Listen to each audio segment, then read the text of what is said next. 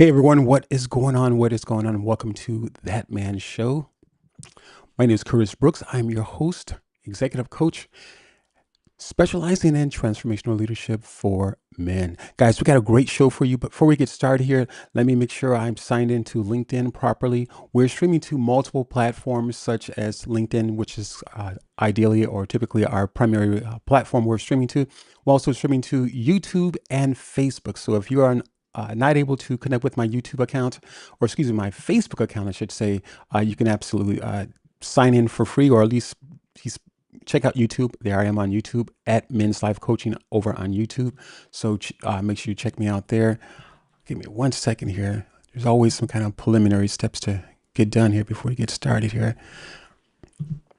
So we got a great show for you.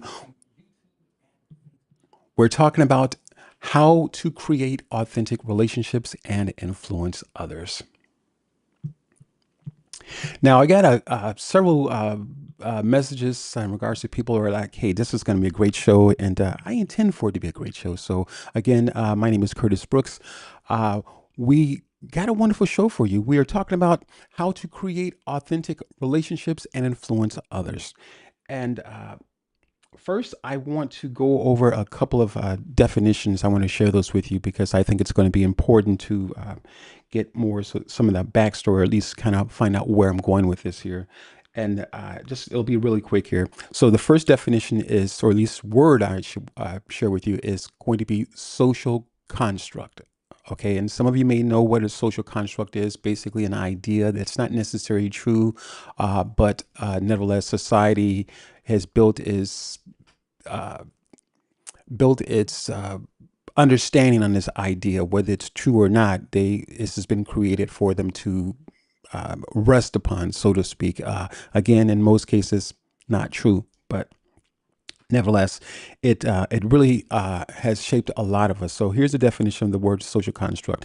A social construct is a concept or practice that is made by real collective agreement, and human interaction, rather than existing independently or objectively, or rather than existing independently in objective reality. Meaning that uh, there are going to be, when you're dealing with the social constructs that we're dealing with in this world that we live in. Let me give you a couple of definitions here as well, or at least examples. One example would be money. Money is a social construct. It's a value that we put to money, and it could be any value, but it's a value that is agreed upon when we're talking about money. Again, this is a social construct, a value or a concept that's been created by a collective a group of people, and who have come to an agreement. Hey, this is what this value represents when you're talking about when it's related to money. Again, these are social constructs, and there's going to be a couple. I think one more I want to read to you. Race. I want to mention that race is a social construct, because the idea that there's really truly only one race of people, but the reality of it now is that society has broken a race, or saying that the people are not necessarily one race, but separate from others, and all of this nonsense. But nevertheless, that's what we're ideally working with. And so, again, the idea or the point of this is that there are social constructs, and these social constructs show up in our lives, and they show up in our lives in a really uh,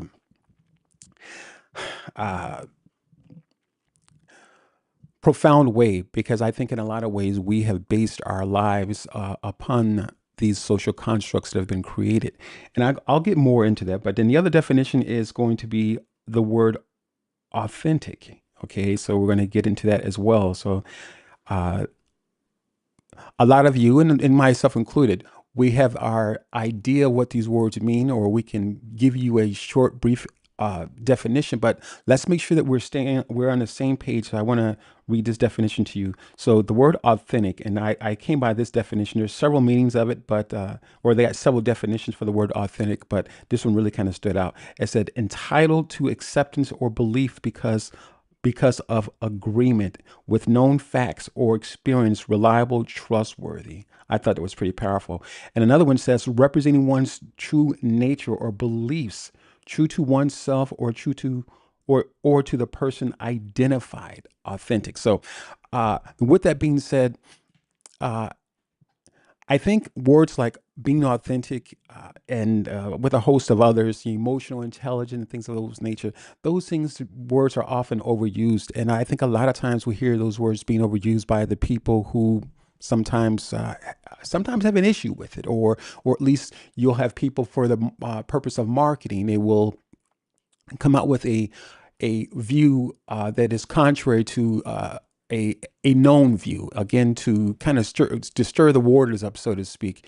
And so, with that being said, oftentimes it creates it creates conflict. And I think a lot of times when people who have not, or at least have not reached that place or prepared to go to that place, dealing with a space, the space of being authentic, it becomes a challenge for them. And because it becomes a challenge for them, they will oftentimes, just for the sake of causing conflict, talk about the word being overused. But in reality, I believe the word authentic, being authenticated, or authenticity, it brings us back to a space where we can connect with who we truly are. And so, now, here was the reason why I brought this up in regards to the social constructs that have been created throughout the world. This is my belief, and I typically stand on this belief, and that's just what it is. But my belief is that uh, many of the people in the world that we live in are absent of certain core values, uh, and obviously it's not everyone, but the challenge is that we can fall into a place of normacy dealing with the social constructs, because the social constructs, in essence, put us on the same page. The social constructs will, in fact, uh, identify us almost as robots. This is a social construct.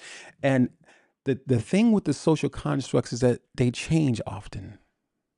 They change very often according to the people who are making these agreements. And I often call those people the society, that small group of people, again, who have made that collective agreement according to the definition of the word social construct. Now, oftentimes, even for us as men, the illusion is given that because you have a large network of colleagues or friends in the space of working as a leader or in your business, that those connections are authentic. And the challenge is that they're not often authentic. And you've heard me talk about how this leadership piece is that when people understand the basis of leadership. And I think absolutely, I heard this from Dr. Marcia some months ago, actually, maybe even last year. She mentioned that leadership is spiritual, and I absolutely believe that 100%. Now, the challenge is that the basis of, again, this social construct that was created, the idea or the concept of leadership, not the real leadership, because I believe the real leadership is not necessarily in a way of a person leading, or not just so in a page, excuse me, in a way of a person leading an organization, but excuse me, but ideally in the way of a person being able to lead themselves out of the stuff that they're dealing with, apply certain concepts and truths to what they're dealing with, apply a core belief system. And we're going to get back to this other piece that I just mentioned here about the disillusion here. But I think it's interesting because when you come from a place of being authentic, or at least you find that place, because I believe you have to find that place. I believe we have to be prepared to uncover that place. And oftentimes we don't want to put in the work in, because it does take work. It absolutely takes work to uncover that space, because it's been covered up for so long. It's we've been hiding behind certain things, and want to take you back to the Adam and Eve in the garden. And it's not a religious conversation, but or spiritual conversation, but uh, uh, just to kind of give you an example, and I think a lot of us know that example of Adam and Eve in the garden. And at some point, because of their disobedience, they hid themselves. And I think it's the same way with us. That we're hiding behind something that's been created for us, that's been established for us, and there's a lot that goes into when we say yes to something. There's a lot that goes into when we agree with something. You don't just get the the things that are on surface, or at least the things that the person presents to you. Say, hey, buy this car, and you sign on a dotted line. You don't get the things that they present to you only. You also get the things that they don't present to you, meaning that perhaps they're not telling the truth. And so ultimately, we find ourselves having to uh, deal with our yes being more so. Yeah, ultimately we find out that our yes was more than just yes to what was presented to us, but it was yes to the things that were not shown to us. And I think this is one of the biggest problems, that when we have fallen into a place of not having those, not reaching that authentic place. And unfortunately, because we have not reached the authentic place, we are subject to the the social construct, or at least this social construct has built an identity for us. And oftentimes we can find ourselves walking, or at least placing a lot of trust within that those social constructs that were created, unfortunately. And because they take up such a space in our lives, and again, for a lot of us who have either decided that religion or a particular faith, or faith in itself, is not for you, uh, it can be hard to assign core values to life. And again, and it's not singling out any one particular faith or religion, but it is to understand that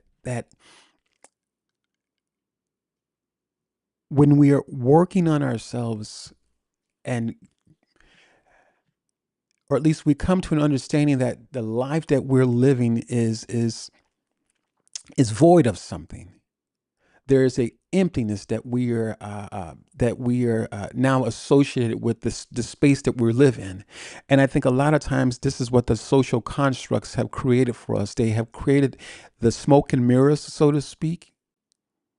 Again, that social construct, that collective, that agreement by a collective group of people who have established certain things uh, as law to a degree. And again, not and it's entirely in its sense of the word, but they have established these social constructs as a as rules, so to speak. And because we are living by these rules, a lot of us are uh, finding ourselves being swayed to the left or to the right, and in different situations, and not able to take a stand on certain things, meaning that we're uh, we're falling away from certain truths that we have acquired along the way. And I believe that faith, in a lot of ways, whether you are uh, deciding to be Buddha, or in Islam, perhaps. I don't know a lot about Islam, but I think in some way that there is a foundation. Now, I know a lot of people have moved away from a certain foundations, but the point of it is that, much like with science, I read the definition of science, I guess a little while ago, but much like with science, I believe science, and in a lot of ways, is no science at all. I think that when you're studied at something that is evident in front of you, something that shows up as the truth in front of you, and you pick it apart, and then you begin to create your own idea of what certain truths are, that's not science. And so I have a problem with that in itself. But the idea behind science, or even the definition of science, is essentially to observe to observe a particular truth or truths, or to observe. Let me go ahead and read you the definition, because I before I really screw it up here. Let's see, I got it right here. So, and I've read this definition before. So it says systematic knowledge of physical or material world gained through observation and experimentation. And so even that in itself, that's the definition of the word science. That in itself is that there is something that science is observing that is already a factor. And now through the experimentation of it and putting one plus one together, and hey, we're coming out with the same results over and over. So, hey, it starts off as a theory. It starts off as a theory, and at some point, this theory is proven again based on the information that they provide for us. And again, I just don't believe a lot of it. I just my take on it. But my point in saying is that science in itself is a system, and I believe that even as we approach coming to the space of authenticity, again creating these authentic relationships, there are certain understandings that we are factoring in, and these different understandings that come in from the foundation of our belief system. And I think that is probably one of the biggest things that we are dealing with in the world that we live in, is that a lot of people don't have a solid belief system. And it is unfortunately because I think a lot of religion has really kind of tainted that space. They tainted that space. It was something that, unfortunately, I that tried to mirror a relationship, but in fact, it wasn't a relationship. It was through the doctrine of men that religion honored. Religion honored the doctrine of men rather than creating a relationship with our God, with a deity. Religion severed those ties purposely, I believe. And so we can find ourselves building our ideas, or building the world that we're living in based on the concepts of what man has put together, based on these social constructs that have been created through this collective agreement. And it is unfortunate because I think through that collective agreement, again, these social constructs that have been created and that many of us are walking in today, many of us will have placed a lot of trust in what these social constructs have established and what they've created and what they speak for. And a lot of times, even when we are within different discussions with people, we have a tendency to bring up certain things, social constructs and ideas that have not been proven, very much subjective. That I spoke of, what, maybe I guess a few different few shows ago, whereas that how there was an idea of what a man was back in the 60s and 70s, and obviously before that as well. There was an idea of what a man was, and to include women as well. And that over the years, this concept or this idea of what a man, or who a man is and what he is and what he looks like, it has changed drastically. And so when we are a people without certain values or core values or a belief system, we can find ourselves placing our trust in those concepts or social constructs that have been created for the purpose of, I believe, control. And here's one of the biggest social constructs that I believe that is out there, and it comes in a way of television. It comes in a way of TV. And an idea that, again, back to these social constructs where they've created an idea of, or idea, what this man needs to look like, what the cool guy looks like. He's tall, over 6 feet tall, and he's very macho and bravo and things of that nature. And in fact, this is just a social construct. This is a social construct and the way of what a woman looks like. She has to be a certain size and shapely, or but not overweight, and all these different things. But again, a social construct, and we can find ourselves, men and women, men included, we can find ourselves trying to live up to those things that have been established by this collective group of people. And unfortunately, it is in many cases it is the I believe it it causes a lot of us people in the world who uh, unfortunately could be dealing with or are dealing with mental situations, and I believe it's because of what this collective group of people have established in the way of these social constructs. So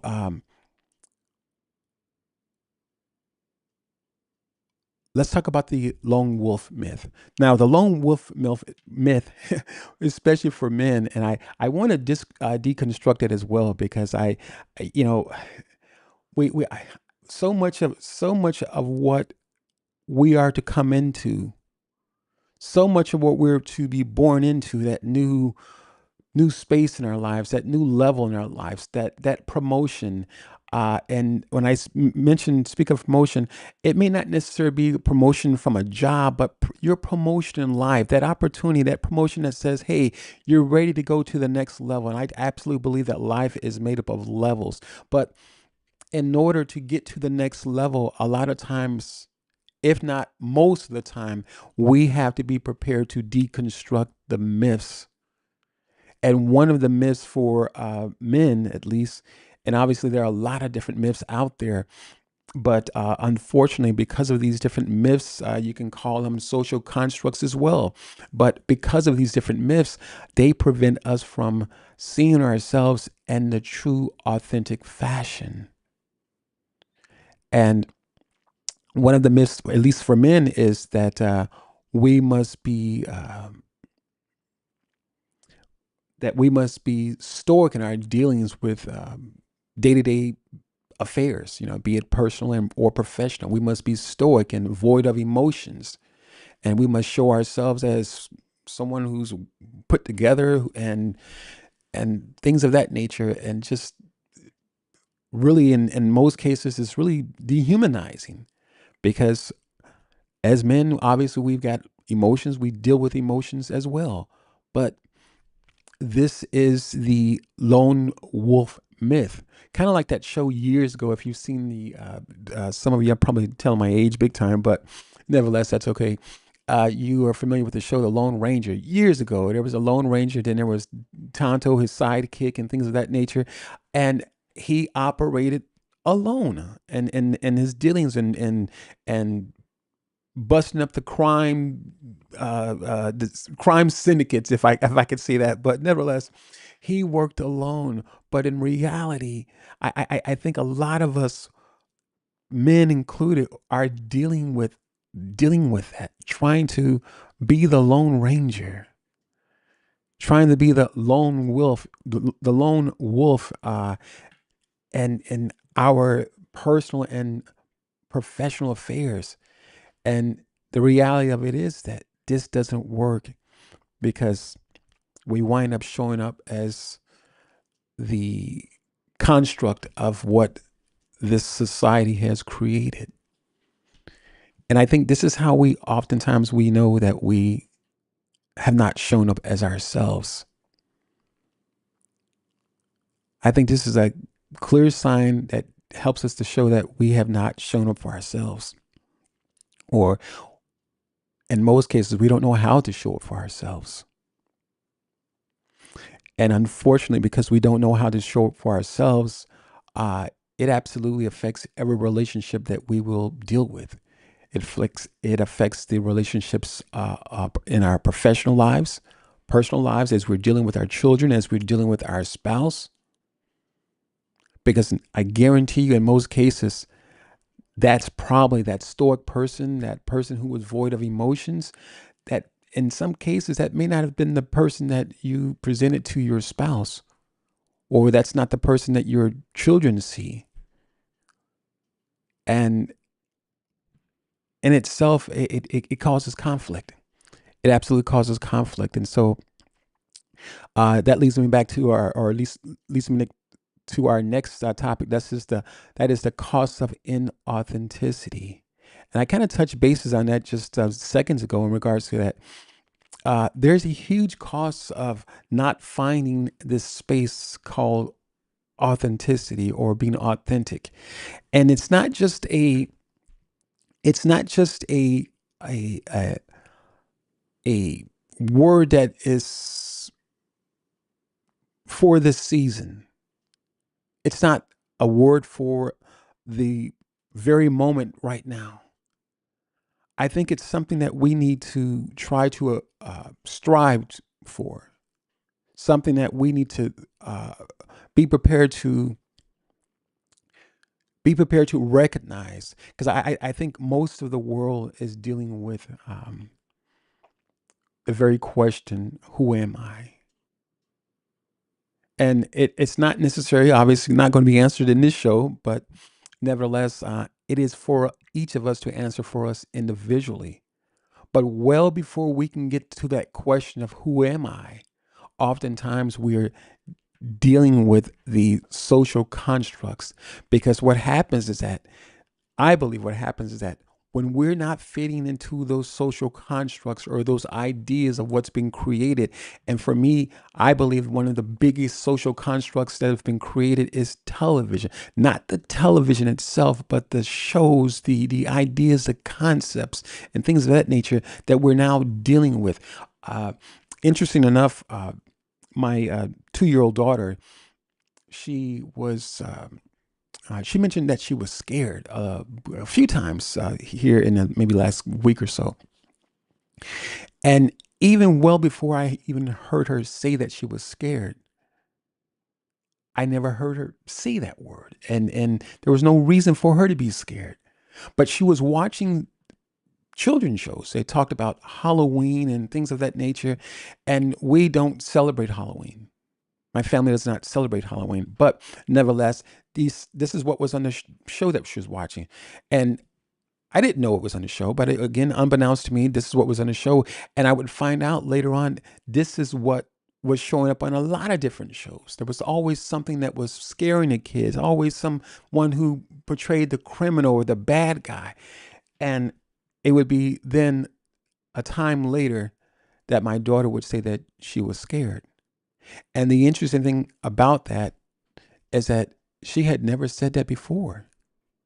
And so I'm sharing that with you because, again, I believe television in itself is the biggest social construct that many of us are dealing with.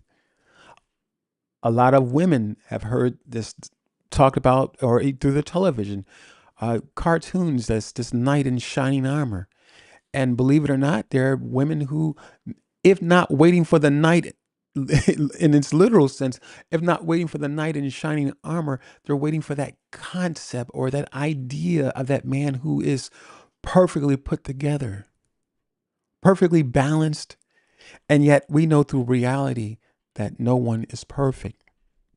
But television has a way of presenting the perfect man or the perfect woman. And I think in most cases, we find ourselves taking hold of these concepts as our own and building our house around these concepts, or and in most cases taking these concepts as a foundation to our own belief system, and not having tested these things, not having knowing that they're not tried and true, but nevertheless a construct, something that's been uh, a pillar, so to speak, that has been created. And it's invisible, but nevertheless, it's there, and they set or establish themselves as some kind of rules, which in some cases, a lot of us have designed our lives behind or upon, and we can find ourselves living out those social constructs in a way that uh, that collective group of people have designed them. And it's interesting, but nevertheless, that's what we're dealing with, and that's what my daughter was dealing with. Like I said, television being one of the biggest social constructs that is the concept of, not, obviously not the television itself, but the idea behind entertainment. I'll put it that way, is being one of the biggest social constructs, as television does entertain us. And the word entertainment, it means to distract. And yeah, I absolutely enjoy some great distractions once in a while, absolutely. But we do have to be mindful of what distractions we're taking in, because unfortunately, when we are uh, enamored by the many different distractions, we're just taken in by the glitz and glamour of television. And I think, again, one of the biggest culprits of creating these social constructs is television. And that through media, I should say, as well, or just overall through media. So we have to be very careful on how we uh, take in these things, and we have to be prepared to ask questions, because they are a social construct, and in most cases these things are not true, and we have to be prepared to answer the questions and be prepared to put those things on the witness stand, and compare those things as we are, again, alongside with our own individual faith, our own individual belief system. And as I stated earlier, I think one of the biggest challenges is that our belief system is um, has not been tried and true, according to us as individuals. And it doesn't mean that the belief system is not true, but I think a lot of times we have not spent the time with the belief system to extract the principles out of the belief system. And interesting enough, I think that actually I was having this conversation with a good friend of mine, and we were talking about the truth, and I think I may have actually mentioned that on the broadcast here. There's something interesting about the truth. The truth has a way of obviously revealing certain things to us. The truth has a way of setting us free. The truth has a way of just putting us in a place where we now know certain information, and we have to make a decision on how we're going to deal with that information, the truth. But one thing that I discovered about the truth is that the truth is progressive. The truth is moving forward. And I think it becomes this huge catalyst, uh, uh, this huge mountain of resources that we can, again, like a foundation that we could build upon. But nevertheless, the truth being revealed to us, it is progressive, it's moving forward. And so it becomes very difficult to have the truth and remain in a particular position of thought, to remain in a specific location when you have the truth.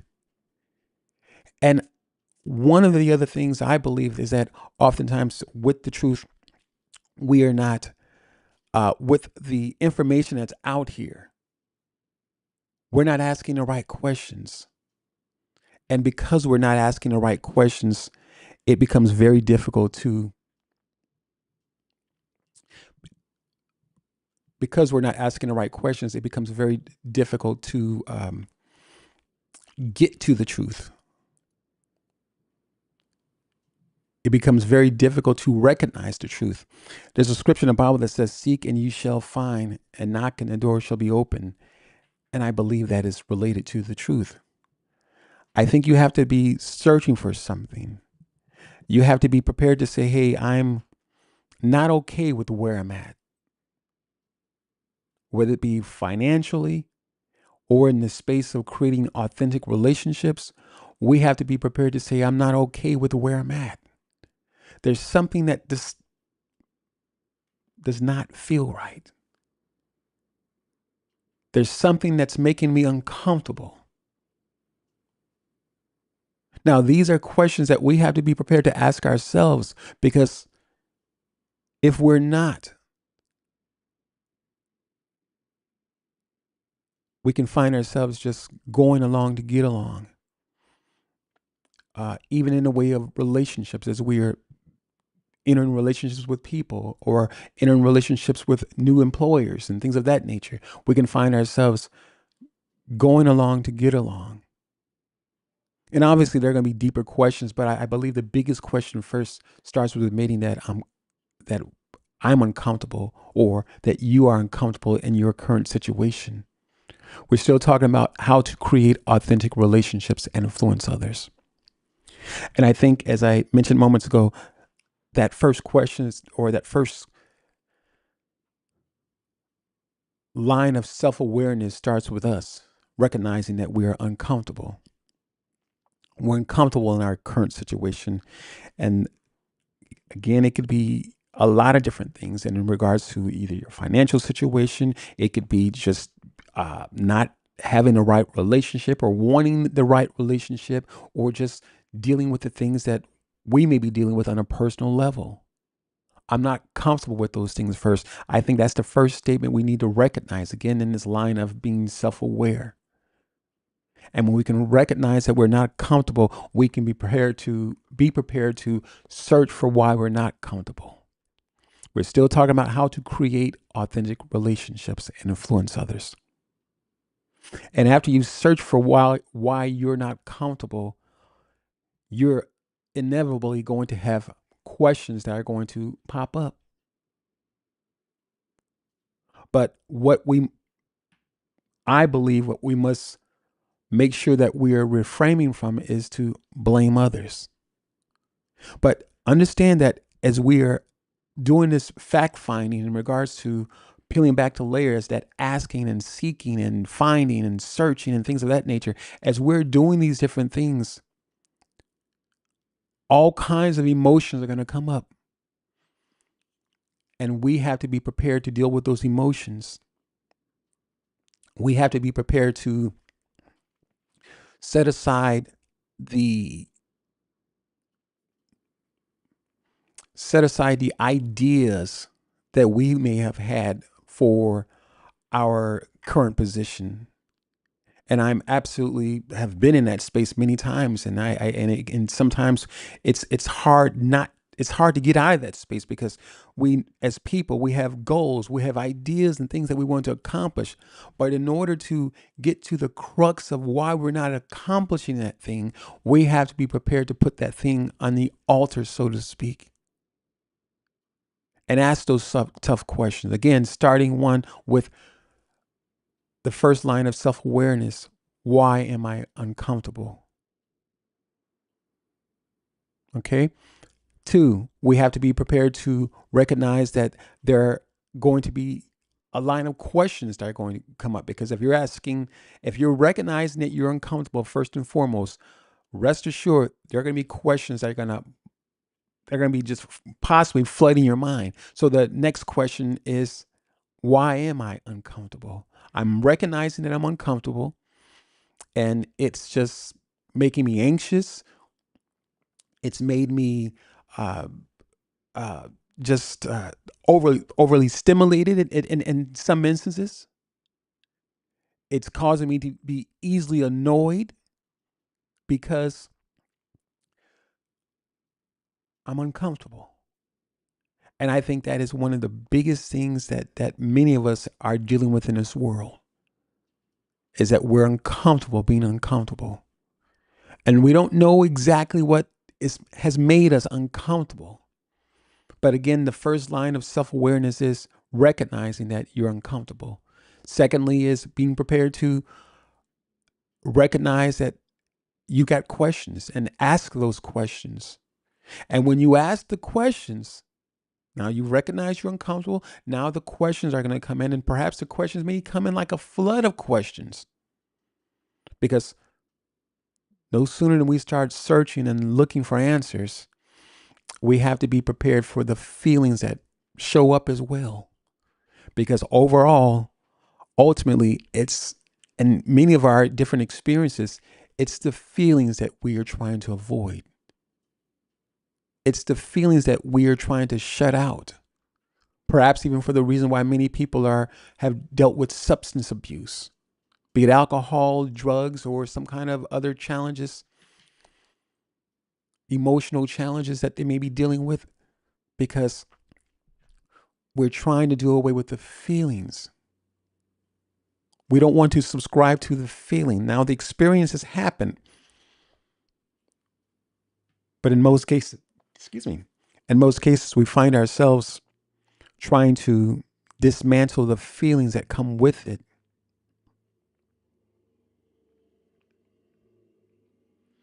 But the interesting thing about the feelings is that the feelings are the very things that we need to get over, so to speak, or get through them. The feeling of fear, the feeling of abandonment, the feeling of just whatever. It could be obviously a host of different feelings, but nevertheless, it's the feelings that we need to get through, the feelings that we need to surrender to. And just because we're surrendering to the feeling, now, it can absolutely, let me put this out here. It can absolutely be difficult, and I don't want to make it overly simplify it. It can absolutely be very difficult surrendering to those feelings. Let's just face it. But that's why there are people like myself and other professionals who can help you with that, because it can be difficult surrendering to those feelings, especially if you're trying to do the work by yourself. Very, very difficult.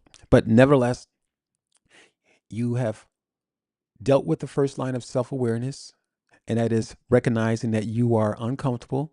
Secondly, you're acknowledging that now you have questions, or you're going to be prepared to ask yourself those questions. Why am I uncomfortable? What's making me uncomfortable? And you have to be prepared to deal with the questions as they're perhaps even flooding your mind. And know that with the questions are going to come the feelings. And once you have dealt with the feelings, you begin to can ask, you can then begin to ask rational questions related to what you're going through. And when we're oftentimes unwilling or not in the space of where we're ready to ask ourselves the right questions, and we're still dealing with the things that are uncomfortable in our lives, when we're not prepared to ask ourselves those questions, again, we can find ourselves uh, going along to get along in relationships and not ever showing up as that authentic person. And the interesting thing about this conversation is that within relationships, oftentimes we have people who are people, either we choose people or they've chosen us, and different reasons. But nevertheless, uh, I believe, and I've often shared this with my wife, is that God had a simple plan. God has a simple plan, and for the things that each of us are going through, be it the spouse, either one of the spouses, your significant other, or you're in a long term relationship, whatever, the things that people are going through, I believe, again, the simple plan was that God would use these people to, our spouse, my spouse, to speak certain things that would agitate me. But at the same time, it was an opportunity to put that thing on an altar. It was an opportunity to give that thing over to God and allow God to deal with that thing. And and I say that does not absolve me of the responsibility for coming to a truth and dealing with that thing, that whatever it may be, and whatever it may be in your life or your household that you're dealing with. But I do believe that was a simple plan all along, that God would use our spouse or our significant other to heal us. He would use people to heal us, and they would speak things or say things that would agitate us, that would get on our last nerve. But at the same time, these things would be used to heal us. We would be prepared to. Hey, Ryan Moeller, thank you for joining over on LinkedIn. Thank you, appreciate it, man. Thank you. So at the same time, we would be prepared to deal with the things that were presented to us. And in most cases, those things would obviously they would make us uncomfortable.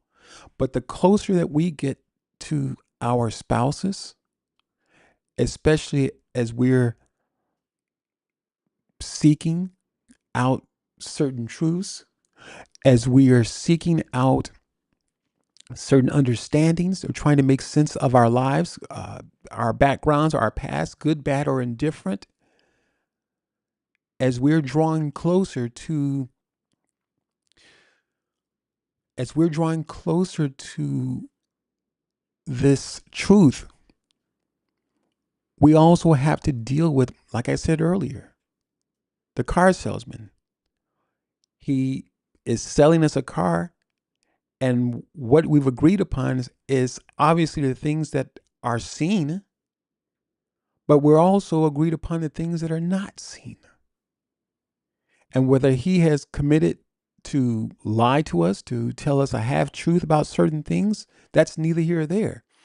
But when we give our yes to certain things, much in the same way when we give our yes to our spouse, yes to creating a relationship, yes to our employer, and yes to so many other different things, the yes is not only saying yes to what we see visually, the yes is also saying yes or coming into agreement with the things that we don't see.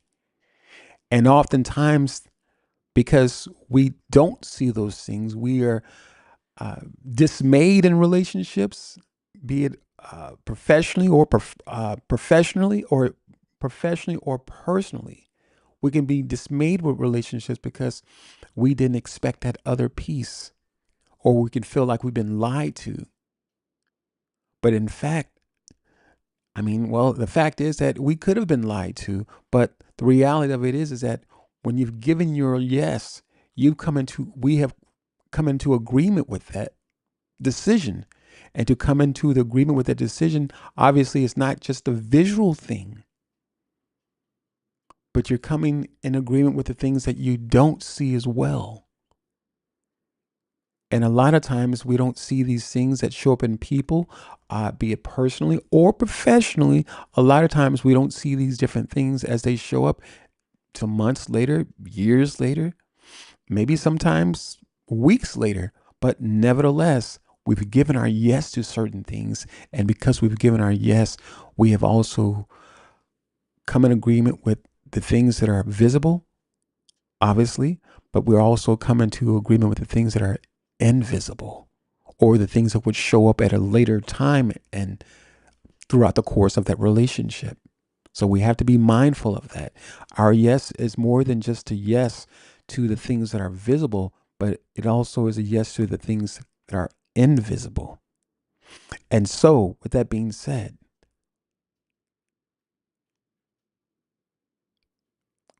we have to be prepared to peel back the layers, not allow ourselves to get into the blame game. Because honestly speaking, there are a lot of things in each of us, myself included, that sometimes we don't even know that's there. And it does not mean that we're lying. Sometimes things just don't come up right away and at the beginning of a relationship, in the first year, the second year, the third year. And it does not mean that they have not been trying to come up, but it also could mean, hey, Wayne, thanks for joining, brother. Thank you. Appreciate you. Curtis, he says, often we attract certain issues, relationships that continue to show up until we deal with them in ourselves. Absolutely, Wayne. Absolutely. That's actually where I was going with that, man. Absolutely. Yeah, very true. Wayne says there are issues that we have not dealt with. Uh, and essentially, what he's saying is that we're going to attract the same people. We're going to attract the same kind of relationships, the same kind of situations, and eventually, those same situations or decisions that we've made because we have not dealt with the we have not dealt with our own issues. So consequently, they're going to create the same situations, and out of the same situations, will create the same circumstances, and the same circumstances create the same issues or circumstances slash issues. But nevertheless, that's exactly very true, Wayne. Thank you for sharing that, man. Thank you. Appreciate that. So that being said, it can be difficult. It can be difficult coming into that space of, again, peeling back the layers, because as we're peeling back the layers, we are having to deal with the feelings, ladies and gentlemen, and the feelings in most cases as we're trying to override that experience, not necessarily override the experience, but the feelings themselves. As we're trying to acknowledge those feelings, the feelings are typically what we're challenged with. All right. The feelings are what we're challenged with. Now, I started talking about the steps and coming out of the systematic relationships. I'll put it that way. I actually kind of like that. That have been created through the ways of science, if you will. And if you were here earlier, I read the definition of the word science, and Wayne and I, we talk often, and I've shared with him that science in itself is no science, because we're observing the things that are true. You know, observing the evidence of something that has already transpired, and giving our different take on that. But nevertheless, so the first thing is recognizing that you're uncomfortable. This is kind of what I spoke of earlier, if you're just joining me. Recognizing that you're uncomfortable. We're talking about creating authentic relationships and influencing others. The second is, after you've acknowledged that you are uncomfortable, the second is to acknowledge that, hey, you've got questions. The questions are absolutely essential to coming out of that dry space that you may be dealing with, and moving into or a authentic relationship, or creating the foundation for the authentic relationship, is having to deal with the things that are not authentic, the things that are not authentic about us, the things, the stories, the lies that have holes in them, if you so to speak, the things that we have believed about ourselves according to these social constructs that I mentioned earlier. And until we can deal with those things, I know we can often talk about those things collectively as a group of people, but on an individual basis, we need to deal with those things individually. And when we can be prepared to deal with those things individually, we can be prepared to allow our lives to influence others. Now, as I stated earlier, this word authenticity, or being authentic, is uh, getting to a place of high saturation. It's overly used in a lot of ways, but I would really ask you to really be prepared to take hold of the essence of the word. Because when we can understand the word authentic, not in a sense of a buzzword or something that we are using in this season, or just we just toss out there, hey, authenticity, and then just toss on these words, these so-called buzzwords out there. I want you to understand, again, from a more logical perspective, that if we're trying to get to a place of creating authentic relationships, there has to be something that's inauthentic about us, myself included. I am, it's just life, guys. It's life. And it's not about pointing a finger or trying to pick up anyone apart, be it men or women. But when we're prepared to deal with the things that are inauthentic about ourselves, it's going to be painful. I stated earlier, oftentimes I believe the the the catalyst to this is our belief system, our individual belief system, not the social constructs that have been created out there, not what not so much even what mom and dad have shared with us, because in most cases, what mom and dad have shared with us obviously are their own views. And in most cases, their own views or ideas are related to their experiences and the feelings that come with those experiences. And because of that, we can have a skewed view on who we are and begin to build on that. And because of the skewed view, when life comes to challenge us, when life comes to put certain issues before us, perhaps that we were not privy to in a certain relationship, maybe even when we were younger. So now life presents us these different concepts, or again, these social constructs that we're having to deal with. And if we're not grounded in our belief systems, we will succumb to the pressure of what society, what has been created by the way of the social construct.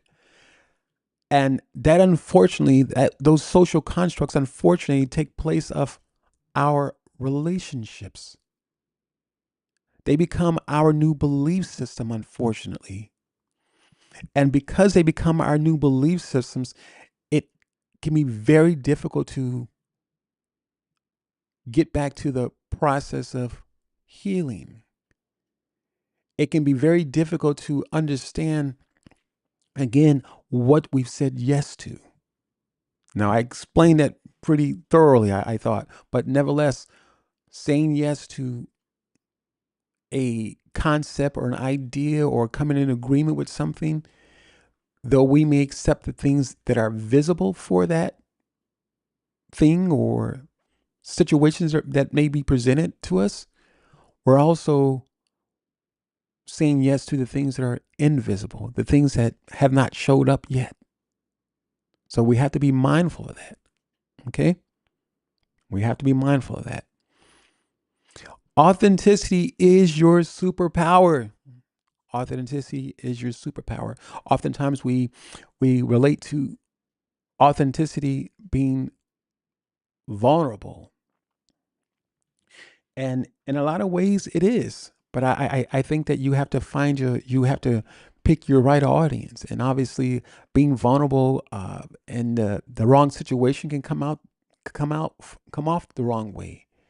It can make us less, or people can perceive it as less secure about who we are. Because in their mind,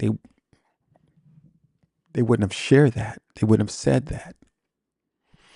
But the reality of it is that I think authenticity, from a perspective of how we have known leadership to be, authenticity has a way of, again, commingling with this mindset uh, of this traditional leadership, and as it commingles with this traditional mindset of leadership, its mindset says, well, I wouldn't have said that. But you have to be secure in yourself. You have to be secure in who you are, not only as a man, but as a human being. Because rest assured, when we are insecure about who we are through our belief systems, that space is going to fill itself up with something. There's a new concept or idea, if not new, but there's a concept or some kind of idea that's going to fill that void. You're going to serve something in this lifetime, myself included. There's a scripture in the Bible that says, no man can serve two masters. He will either love one or hate the other. So we have to be prepared to establish our own belief systems. Be prepared to peel back the layers of the uncertainty, peel back the layers of areas where we are insecure at, peel back the layers where there's abandonment issues, peel back the layers where there's issues with fear, peel back the layers of different regrets, peel back the layers of the doubt that we may be dealing with. Again, there's a host of different things that we need to be prepared to peel back the layers on. But you have to first, as I mentioned earlier, you have to first recognize that you're uncomfortable in your current state. Well before the question comes, you have to recognize that you are uncomfortable. And when we're not recognizing that we're uncomfortable, doesn't mean we're not going to get questions, doesn't mean that questions aren't going to pop up. But the questions that do come up, they'll be questions about the wrong things. Certain things that you and I are not ready for. It's like the old saying, putting the cart before the horse. It doesn't make sense. It doesn't make sense. So we have to first, the first things first is making sure that we are dealing with the first lines of self awareness, and that is recognizing that we are uncomfortable.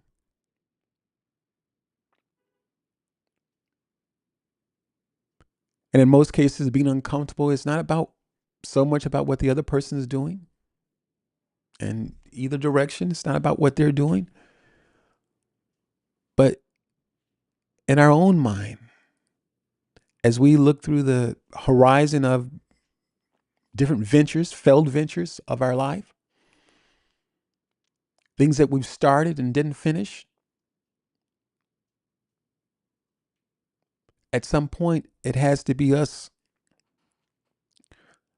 coming to a place and saying, hey, it's time for me to look at me, because we can have a load of different questions about other people, other things. Again, just things out of place. And I believe that's, if I'm not mistaken, that's what they call that cognitive dissonance. Not putting the things with the right things, and just putting the things in the proper order. Whereas that when you and I are dealing with certain things, and yet we're got other questions about other people. And in fact, the eyes need to be focused on us. How we're going to get through the things that we need to get through. That self-awareness needs to be about us first, recognizing that we're uncomfortable. Recognizing, number two, recognizing that there are going to be just a ton of questions that we need to address. We need to put ourselves in a position where we're seeking. The scripture in the Bible says, seek and ye shall find. Knock and the door shall be open. And you have to be prepared. Hey, Sharito, thank you for joining. Thank you for joining. Good morning to you, Sharito. She's over in the Philippines. Thank you, Sharito. If I'm not mistaken, I think you're in the Philippines. But we have to be prepared to deal with those things that are the aftermath of us seeking to find out, seeking to get to this place of these authentic relationships. It's not easy, ladies and gentlemen. I'll be very honest with you. It's not easy. This is not to say that I have arrived and I have all the answers. That's not what I'm saying. But what I am saying, that it does take work. It absolutely takes work. It's going to take us being honest with ourselves. It's going to take us in the midst of our spouse or significant other, or even a colleague at work, or even a leader at work. If you're a leader of an organization, or a leader in your home, whatever the situation might be, it's going to take us being honest with ourselves and to say, hey, that thing that my wife said to me, or that thing that my colleague said to me, man, that thing stung. I didn't like the way he said that. I didn't like the way she said that. But does it mean that She said it to offend you. Though it may offend you, it's also an opportunity to recognize that, hey, that's something that we need to fix about ourselves. But oftentimes, when we get offended by the other person, we can say, "Oh, they're this kind of person. They're this kind of person," but that may not be true. Sometimes those are areas that we need to work on ourselves. Again, we're talking about getting to this place and creating authentic relationships.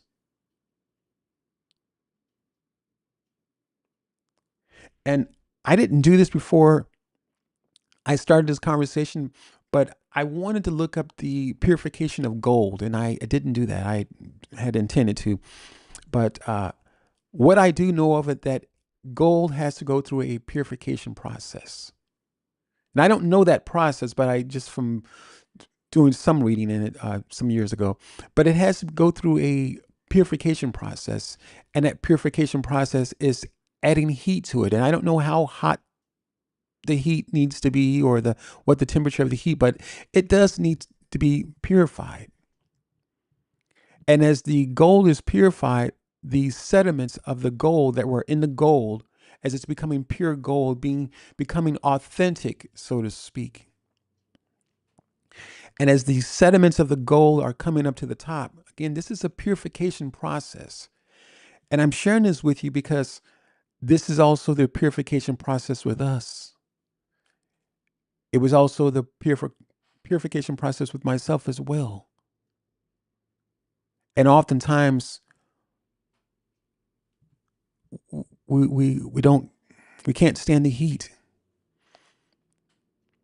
And sometimes that heat comes in the way of a spouse saying something that we may not like. But if we pause for a moment and consider what he or she said, we may be prepared to say, hey, wow, he was right. She was right. That is me.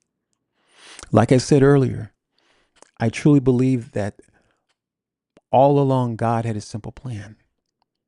And that was that he recognized that life had beat up on all of us.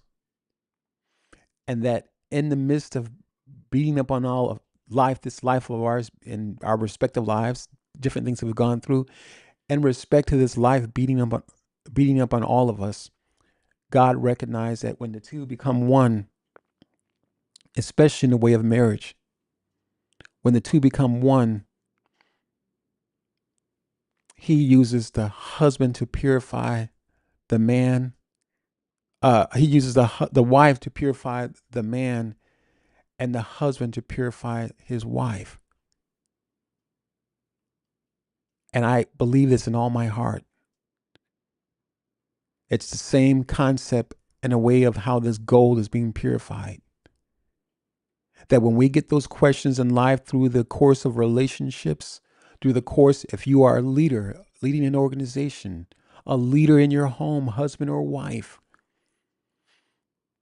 questions or challenging questions that our children may ask us. Sometimes we are quick to say that, hey, I was offended. But for the person who is seeking and not so quick to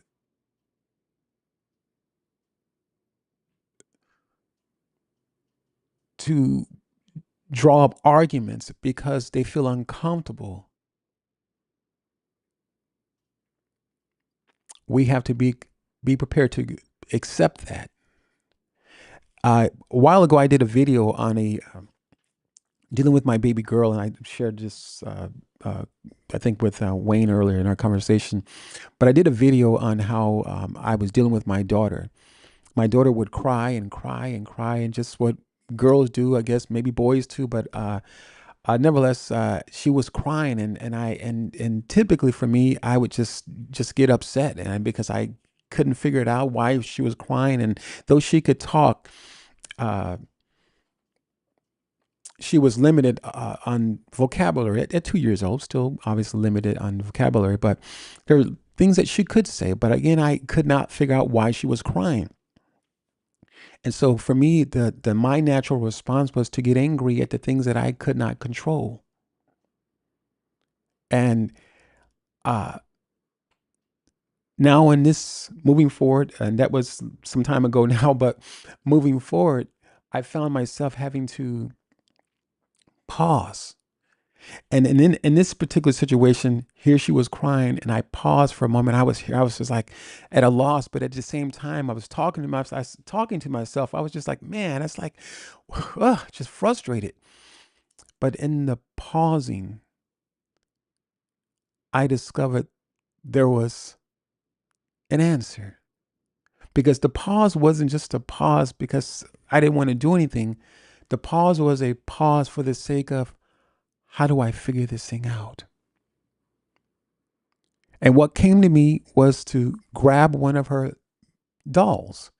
She has a doll she calls Princess Lola. And I love this story, but I also love the transformation that had taken place in me.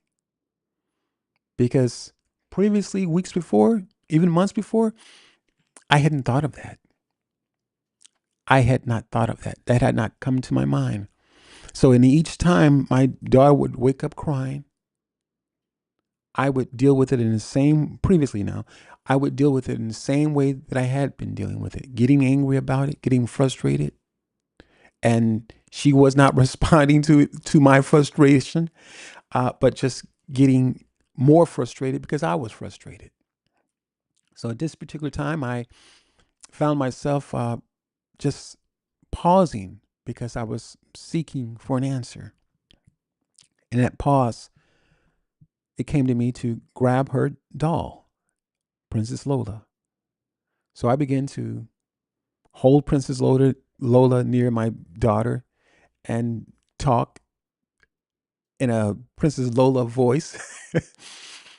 And in doing so, my baby girl paused. Yeah, yeah. Paul, thanks for joining over on LinkedIn. Yes, man, the pause, brother.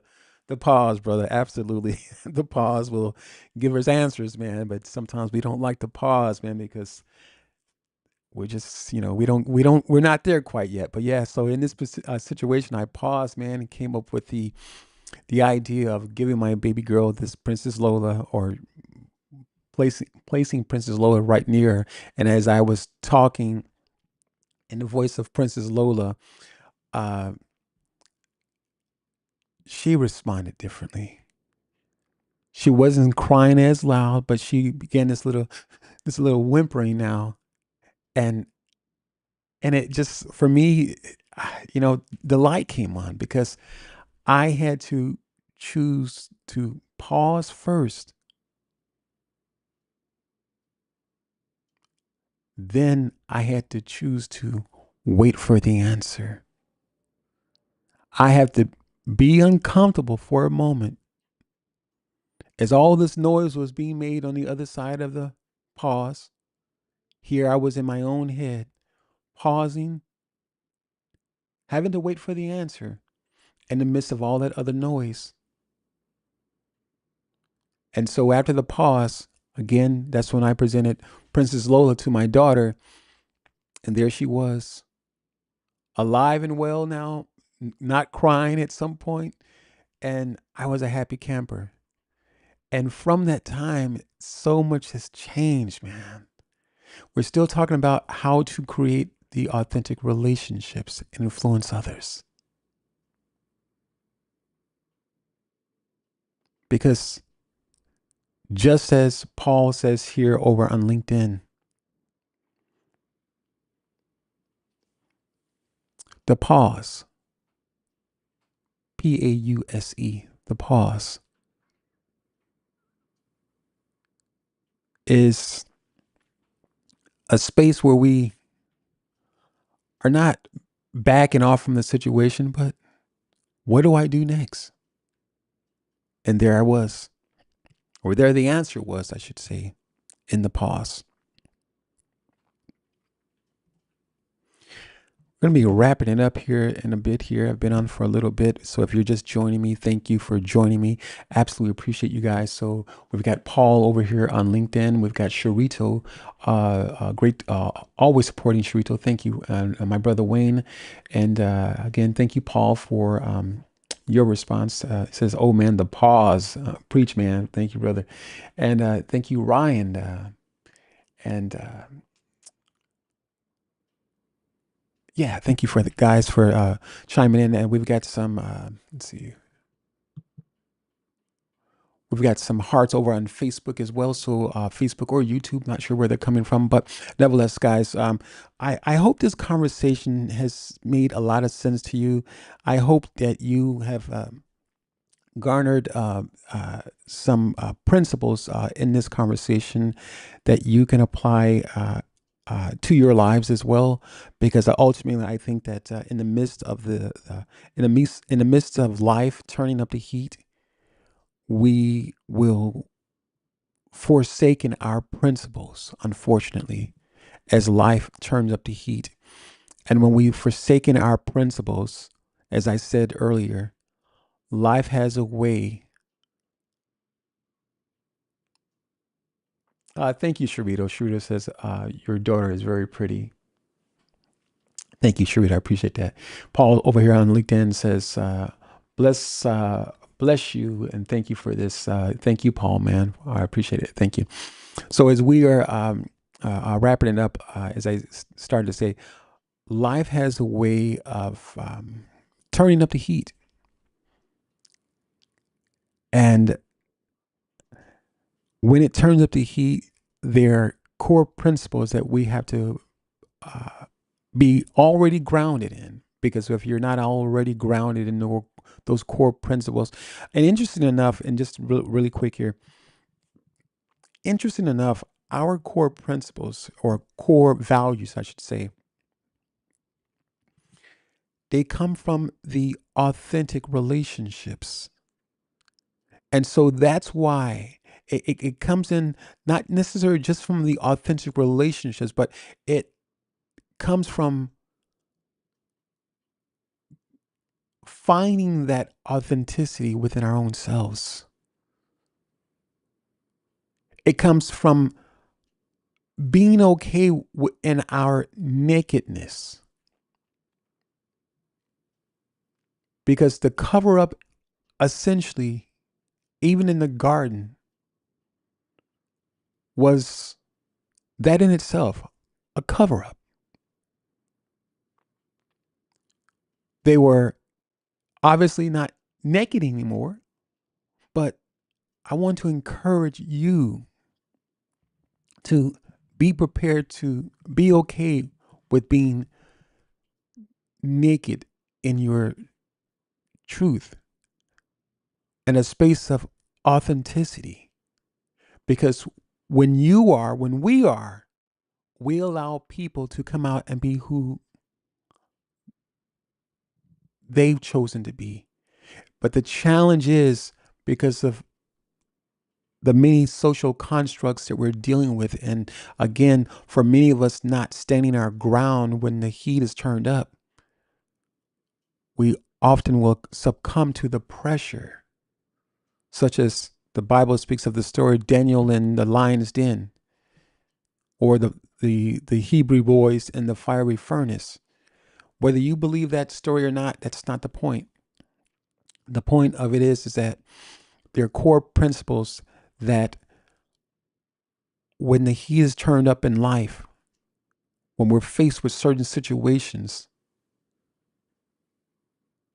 that challenge our belief systems, we have to be prepared to make a stand on those belief systems, further building a foundation that goes deeper into the ground,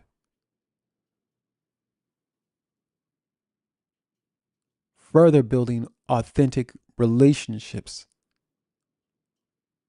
which can stand upon that foundation that we have created. And through us making a stand on our core values, so when the heat is turned up, we're not swayed. And because we're not swayed,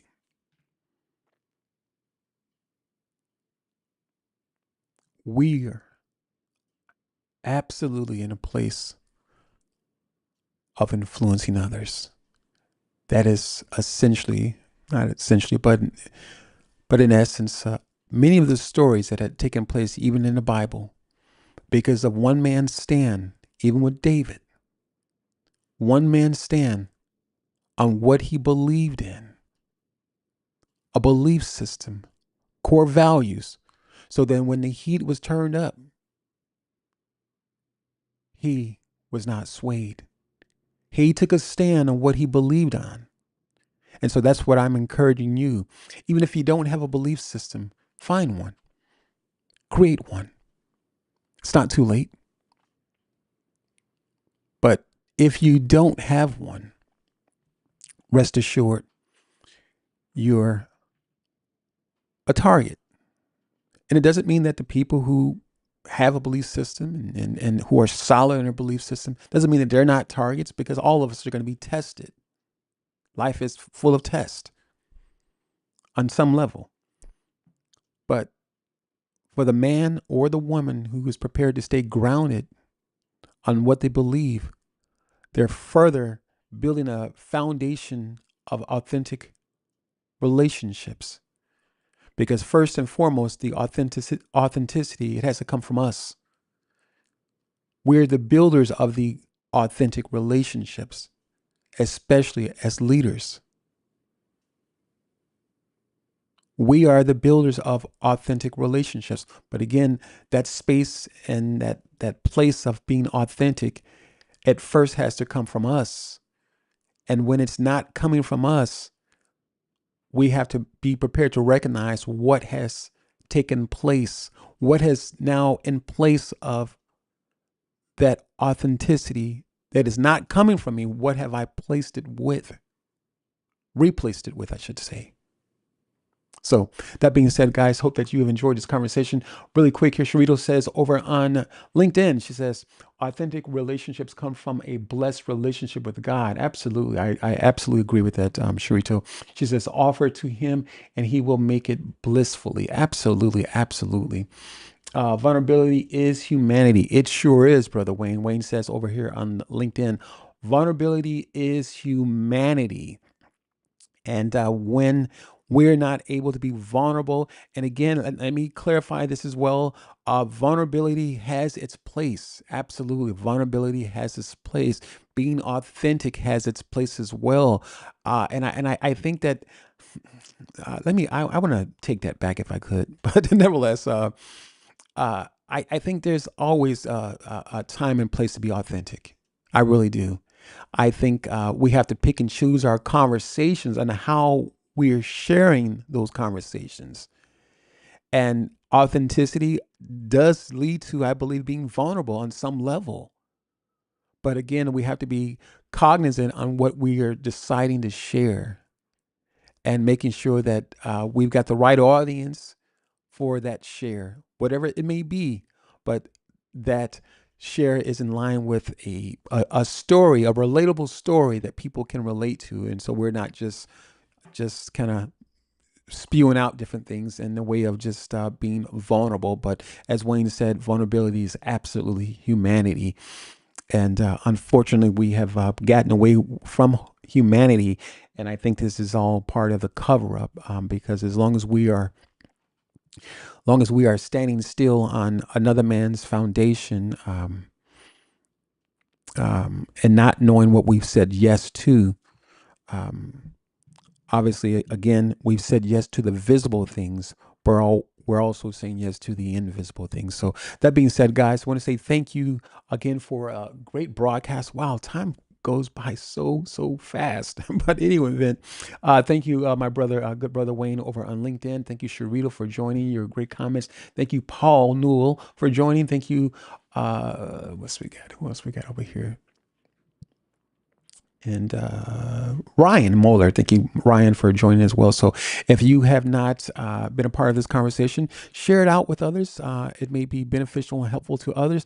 And also watch the replay. Send it to someone who can watch the replay so they can be a part of this conversation and gain some insight on being authentic and creating those authentic relationships and influencing others. So that being said, guys, we'll say Ciao for now. We'll talk with you later. Bye bye.